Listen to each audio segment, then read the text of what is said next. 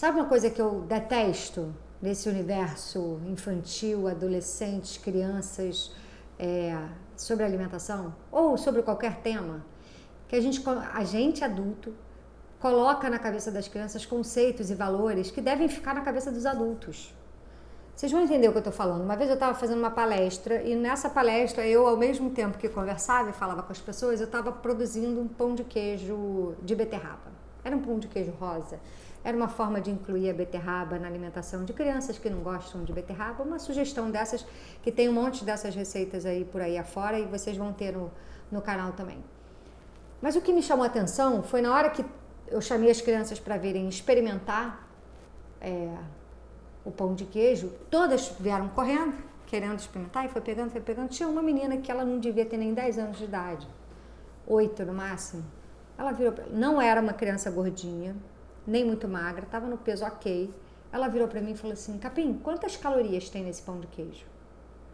Na boa, gente, uma criança de 8 anos não tem que saber que existe caloria.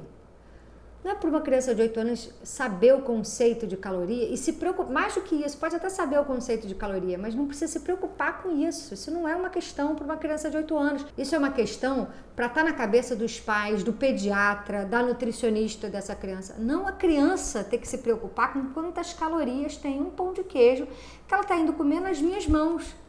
Quantas calorias? Não. É um pão de queijo de beterraba. Se ela me perguntasse se tem lactose, se tem glúten, se fosse sim uma criança alérgica à lactose ou a glúten, aí ok. Mas se não for alérgico, também não acho bacana ficar me perguntando isso. O que é glúten e lactose? Para quem não tem alergia, para quem não tem intolerância, é mais um nutriente, igual a tantos outros. Para quem tem alergia ou intolerância, é muito importante saber se tem. Então, tem conceitos que a gente precisa preservar as crianças. Porque ela precisa ter 5 cores no prato. Ela não precisa saber que uma precisa ser cereal, outra leguminosa, outra proteína e 2... Isso ela não precisa saber. Mas que precisa estar o colorido no prato, que esse colorido precisa variar, sim. Então, muito cuidado quando a gente for trabalhar com a criança na relação de alimentação saudável. Principalmente se essa criança precisa melhorar, por algum motivo, a alimentação dela. Cuidado, porque vocês começam a transferir angústias e questões de vocês para a criança. Aí fica a criança neurótica com peso, fica a criança neurótica com glúten, fica a criança neurótica com lactose, fica a criança neurótica com caloria. E não é a hora delas estarem neuróticas com isso, é a hora delas estarem atentas ao que elas estão escolhendo para comer. Por isso que é tão importante a gente conversar e explicar o porquê que ela tem que comer bem. Não é porque ela quer, porque a gente quer que ela coma bem. Sabe qual é a maior responsabilidade de um pai e de uma mãe? Criar um ambiente para que essa criança se desenvolva no seu potencial máximo. É isso que pai e mãe tem que fazer. Criar um ambiente adequado para que a criança desenvolva o seu potencial máximo.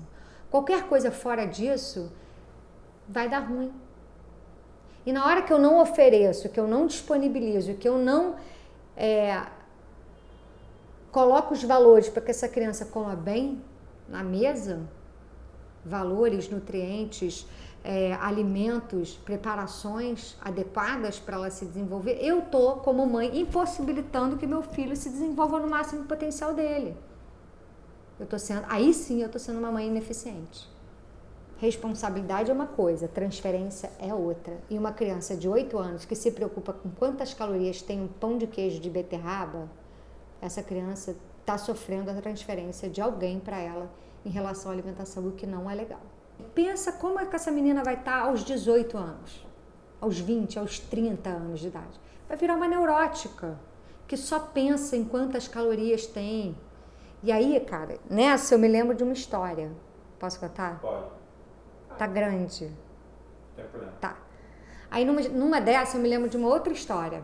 Uma vez, eu tava com uma mãe e ela dava refrigerante zero para uma criança de 4 anos de idade. É de se espantar? Algumas pessoas, né, vão achar que é normal, né? Você achou que é normal, né? Então, não é. Não é adequado fazer. Sabe qual era o argumento dela? Que um copo de suco de laranja tinha muito mais caloria do que um copo de refrigerante zero. O que eu vou falar para essa mãe? Ela tem toda a razão. Um copo de suco de laranja tem muito mais caloria do que um copo de refrigerante zero. E aí? Adianta eu explicar para essa mãe que um copo de suco de laranja tem muito mais fibra, tem muito um carboidrato de boa qualidade, um índice glicêmico mais adequado que não vai dar transtornos no metabolismo dessa criança, que adoçante não é adequado para usar em criança. O que importa para essa mãe é quantas calorias tem. A qualidade do alimento, a qualidade de onde vem a caloria. Caloria importa? Importa. Mas a gente, mais do que a caloria, é a qualidade da caloria que você está comendo.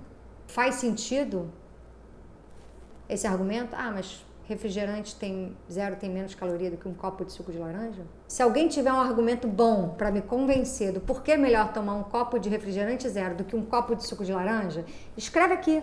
Escreve aqui no link, nos comentários. Vai nos comentários e escreve. Me convença que eu tô errada. Eu vou gostar. Eu sou boa de mudar de ideia.